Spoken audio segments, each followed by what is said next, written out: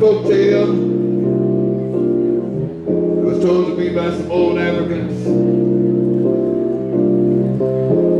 The story was about how the world began. In the beginning of time, there was a meeting between the seasons, and they all came around and said that they would come down to Earth and stay about 3 months and then move on to wherever seasons go. One of the seasons was unhappy, saying that fall always stayed too long and spring always came too soon, and so winter was unhappy. Winter believed it was the strongest of all seasons, that it should be appreciated more than the other seasons. But fall always stayed too long and spring always came too soon, and so winter was unhappy. Winter decided to stay. Winter decided there would be a little bit of winter every spring, and a little bit of winter every summer, and a little bit of winter every autumn, and then a whole lot of winter all winter long. All the other seasons had songs written about them. Little bitty songs about spring and summer and fall, but very few songs about winter. And so we decided to write one. The song we did was called Winter in America. I think that my most valuable sense, I think everybody has 6 senses, and the 6th one is your sense of humor. You know, and that's my most valuable one. I can imagine myself without the other 5. But I can't imagine myself without my sense of humor. I got that from my community, from the reading. If you read Langston Hughes, you will always find things of humor. As a matter of fact, if you read most black authors, at the core of it, there's a warmth, there's a bit of humor, there's a bit of facetiousness, there's a bit of irony. Those are the things that life consists of, and I think that the more you write, the more you read, the more you come to appreciate that from everyone. Hopefully that's always been in my writing and always will be, because it's within me.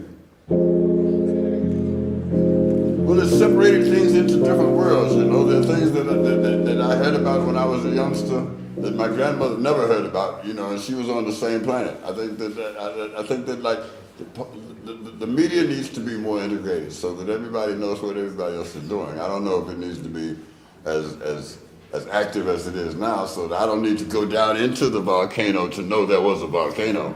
You know, people trying to go into it. You know, like you know, what's inside the volcano? Hell, I don't care. It's when it comes out that I start to worry about it. You know, I think that may be carrying it a little bit too far. But I don't think that knowledge is ever bad. I think that knowing things will help you with your life. So if the media can help us know, what I complained about was the fact that for years people knew about what was going on in South Africa, but no one was saying anything about it. That for years people knew there were problems with nuclear power, no one was saying anything about it. That when there are problems that face the entire nation, the entire community, and no one is speaking about it, you know, I worry about this, because I think that the more people know, the more solutions will come forward. So this is what I complain about. I complain about the fact that there's something over there and we should be talking about it, because this is a problem for everyone. I cannot be totally comfortable and totally free if my brother over here is being treated this way. And we all know about it, and we all know there's something wrong, and we all know there's discrimination there. We should all say something about this, because all of us saying something about it will get it changed. Just one person complaining will make him a radical or crazy or a nut or something, but everybody coming to realize that these are problems that we all need to face, and the sooner we face them, they're not gonna go away if we don't face them. They're gonna get bigger. So the sooner we face these problems, the sooner we get rid of them. This is my whole complaint. This is my issue. That we need to face some things and get rid of them, because they're only going to get worse. And when they get worse and they start to affect us, then we complain about why anybody didn't do anything. Okay, let's get on it now before it becomes that way. What you pay taxes for? It's for the conveniences that the government is supposed to supply in your community.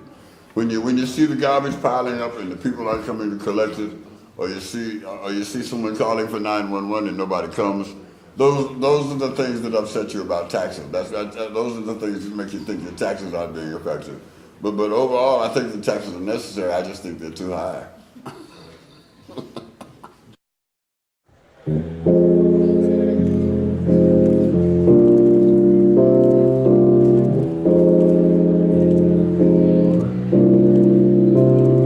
And from the Indians, welcome the Pilgrims, and to the buffalo who once ruled the plain, like the vultures circling beneath the dark clouds, looking for the rain. Yeah, been looking for the rain, just like cities that stagger on the coastline, living in a nation that just can't take much more.